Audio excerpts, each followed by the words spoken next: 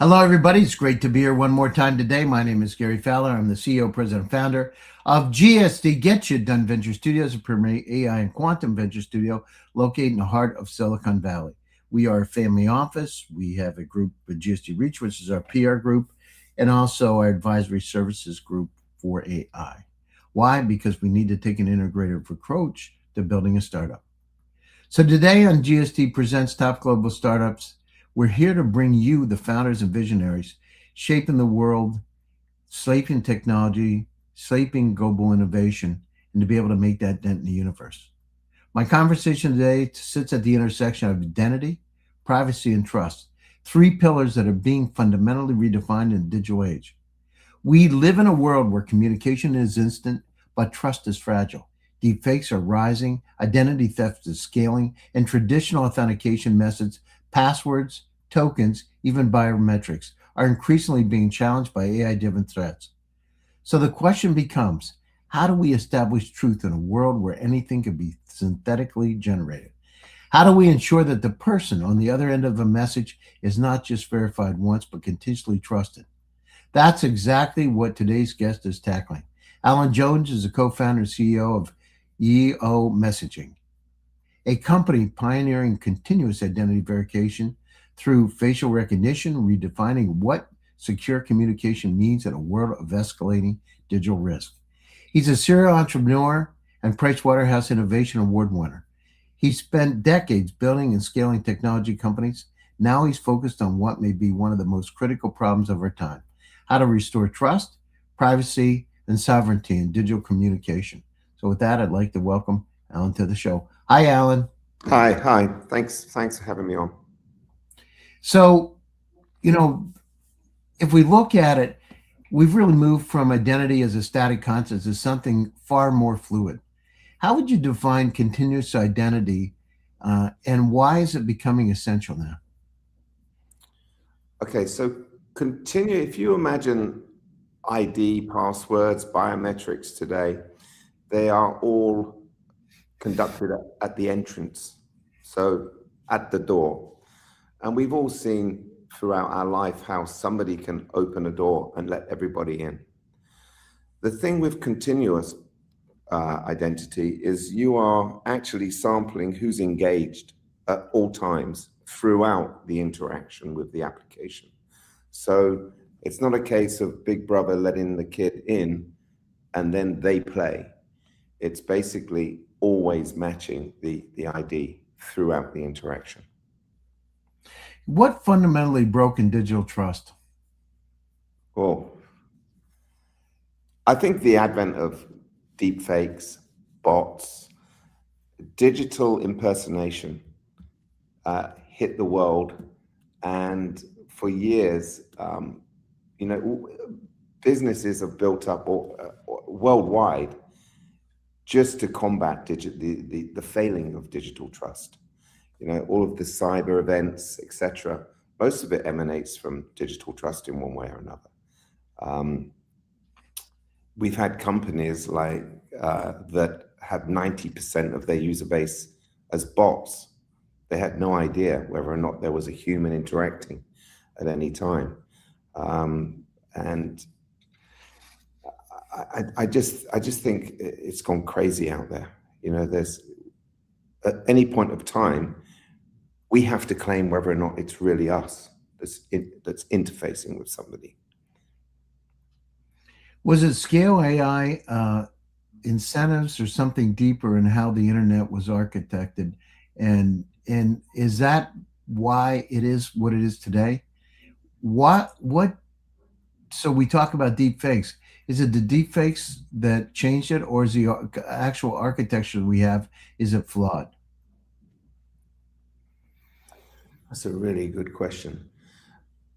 From an architectural point of view, everything is relying on identity at the entrance. Deep fakes have complicated the scenario because they can act like humans. A photograph is static. A deep fake I could be a deep fake right now. So it's a reaction. So how do you the way the world has changed, the way we interact with technology is on a human level at all stages. So if you've got impersonation at the human level, we have to work out how to combat that. And traditionally, we are a nation or a world that relies on locks and believes that that one lock can defend us at that stage. And that's changed. That's changed completely with AI and digital impersonation. You know, if we look 5 years ahead, what happens if we don't solve identity verification at the communication layer? And what's the worst case scenario? Well, we're never going to believe who's on the other end of the line. We're going to lose, banks are going to lose more and more and more money. If you take, I think in the recent years, 486 billion lost in fraud by banks. The true cost is probably over 2 trillion, because for every dollar they lose, they actually cost them around $4. It's just going to continue. It's a problem that has to have a solution now. And hopefully we have something that will assist towards that. You know, you're using continuous facial recognition rather than point-in-time authentication. Yeah.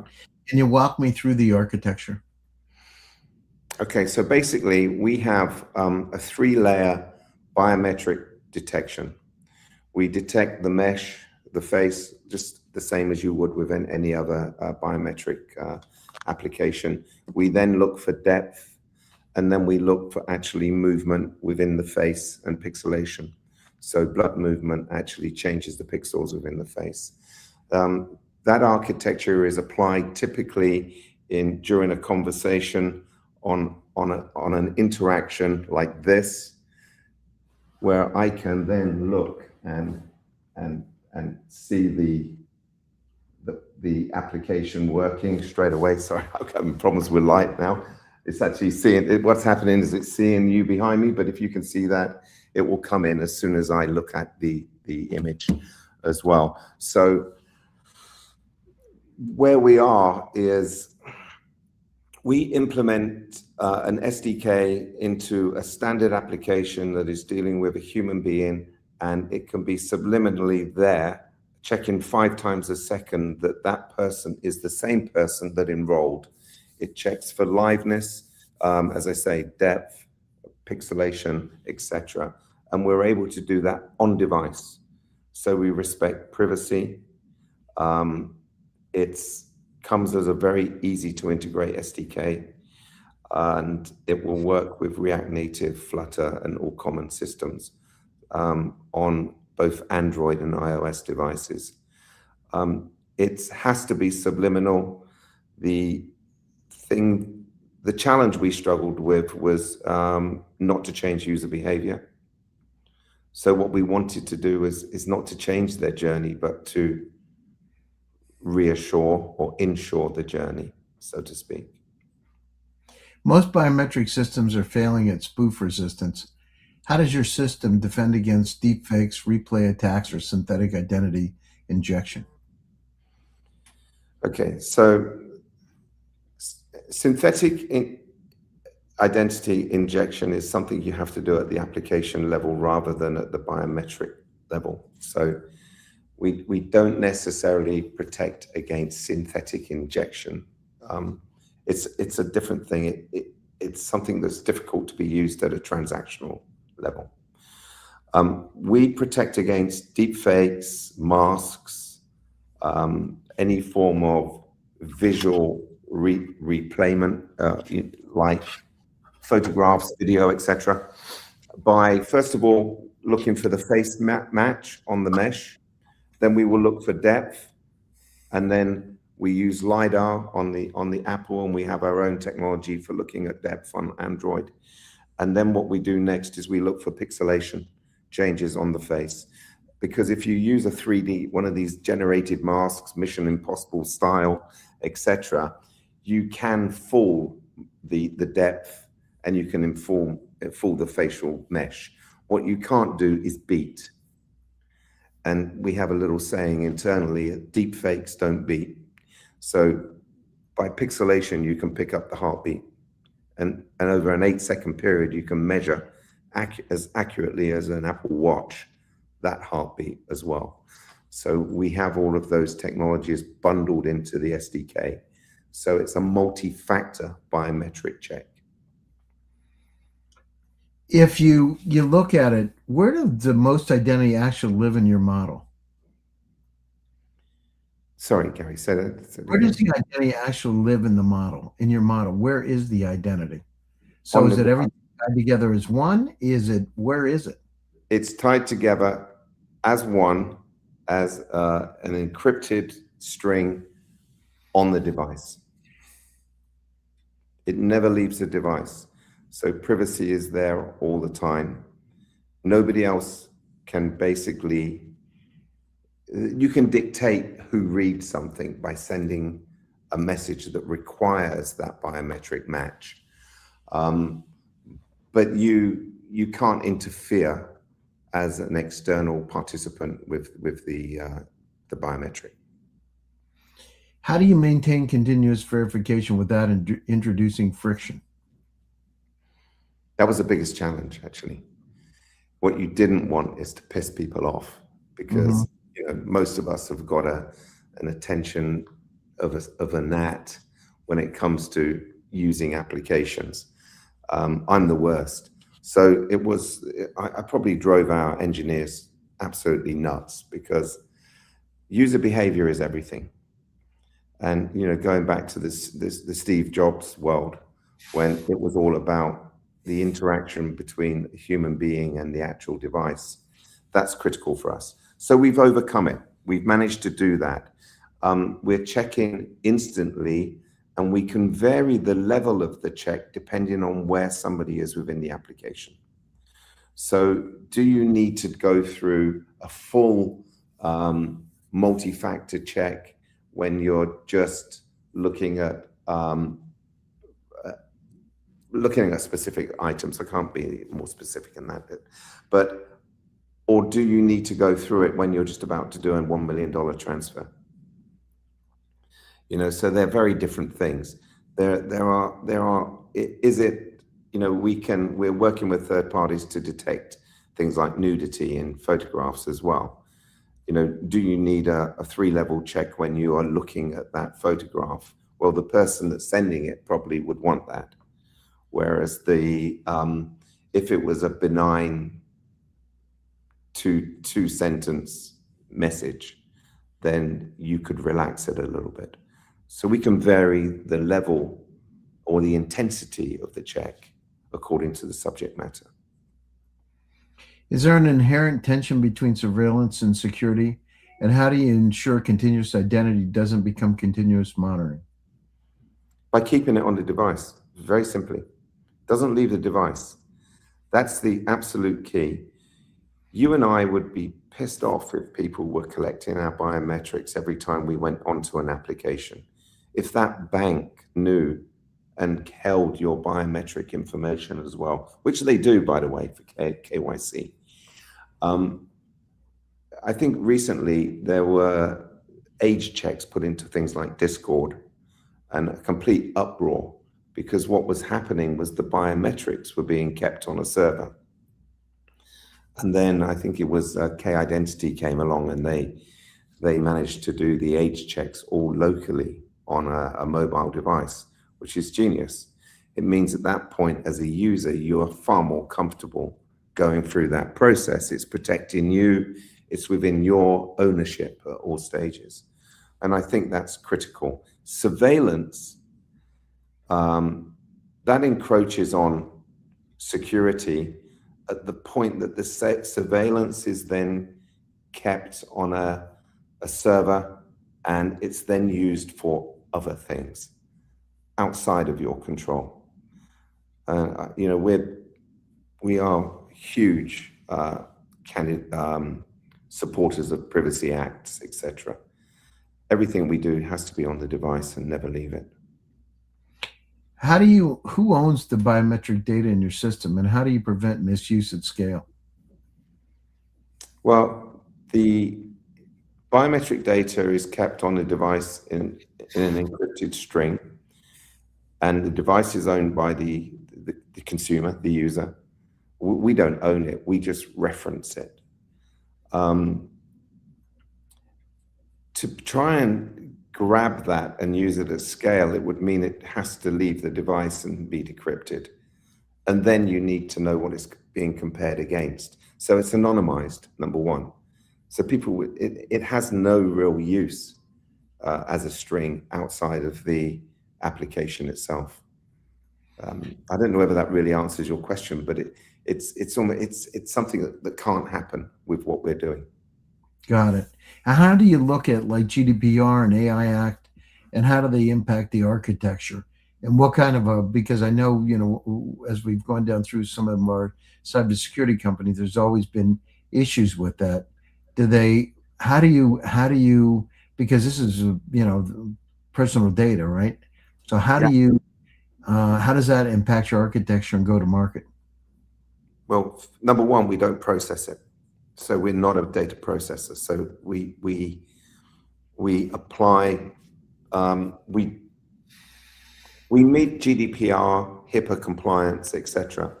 And most privacy compliances, because the data never leaves the device and it's never held on a server. It's as simple as that. You have recently seen age verification companies penalized in Europe for GDPR compliance issues. And it's because they take the data and they hold it on a server, and then they're using it to train models. So they are actually going outside they're breaching GDPR with that type of thing. So we don't use the model, we don't use your data. When you scan your photograph, it stays on your device. It creates a biometric string. We compare with that string, and then our technology is looking for the depth analysis has nothing to do with who we are. It's to do with the human that's in front of the screen. The blood flow and heartbeat is not tied to an identity. It's tied to a biometric match of the registrant, and that's it. So by keeping the data at all stages on device allows you to, it's much easier, let's put it that way, to meet all of the GDPR and other regulations. How does it integrate with existing ecosystems like Zoom or Slack or WhatsApp? Or is this really something entirely different? They could integrate it within 3 days. They can just drop it in. Doesn't overcome what they do with the rest of your data, but yeah, it would biometrically, it would allow people to send messages and be assured that the messages could only be read by the recipient. Who's your competition? Who's your real competition right now? It's always a difficult question, because this area of, we're going from what we classify as episodic biometrics to perpetual biometrics. We patented continuous facial recognition in 2020.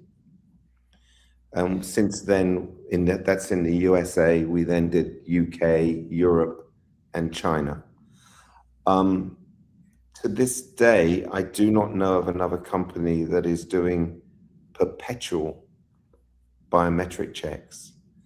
They do one time, and they authenticate, and after that, it's open season. So it's hard to say. There are companies that try and do things like keep your finger on your fingerprint recognition throughout. I believe that there's been a messaging application that you had to scroll down on the screen to touch, but then anybody could be scrolling down on the screen. You've had other applications that the messages disappear every single time, but it doesn't resolve the issue of who's interacting with the message. So, what was the moment you realized identity, not messaging, was a real problem to solve? Was the moment, it was probably back in 2009. My kids were using the first versions of Tinder and stuff like that. And it was way before Snapchat was until 2012. I realized that what was happening was people were sending messages, they were sending photographs, and they actually had no control on them whatsoever. I was in a bar, somebody showed me an image, and I just immediately thought, my God, that could be my daughter. And we need to stop this. And the only way you could stop it was controlling the content. So the original idea was, in 2009, was to have a messaging application where, Mission Impossible style, everything disappeared after 10 seconds, which was great. So you knew it was going to be deleted. So, what the fuck, it doesn't really matter what you send, but that's out there. It goes. The next idea was, well, hold on. Everybody keeps banging on about encryption, which is a man-in-the-middle protection. But the biggest issue we've got is the trust issue of who's on the other end. So what we wanted to do was to be assured and to control, just like in the old days. If you send a picture or show somebody a picture, you take it back. So the origination of YEO in 2017 was based on an idea of continuous facial recognition, where the sender always controlled the content, always. And that's when we built the messaging engine around it, as realistically as the vehicle to control to enable you to control the content at all stages. And then final question, what does the future of secure communication look like? I believe that, well, let's say our dream is that continuous facial recognition is part of every application that needs regulation, control, security, and protection.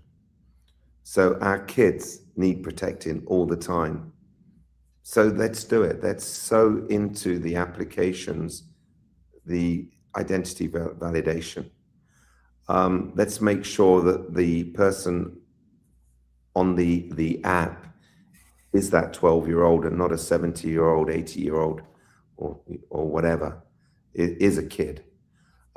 Let's make sure that every time we transfer funds, it is us, not somebody passing off. There are so many things I could bang on about, but what we need to do is reinstall or trust into every interaction we have with technology. And I believe that what we have today is just the start of it. Eventually, it needs to be on the device, but we get there. That's fantastic. So closing thoughts and how do people get a hold of you? Okay, so I'm Alan at yeomessaging.com. No doubt you'll have a link on here. And we are very busy with the financial markets, regulated markets, and most importantly, working with great companies to protect children online. So please reach out. We'd love to talk to you. It's a very easy to install SDK. In 3 days, you can be testing it with your users. No, that's fantastic. And how do they get a hold of you? LinkedIn, email? Yeah, my LinkedIn bio, email Alan at yeomessaging.com.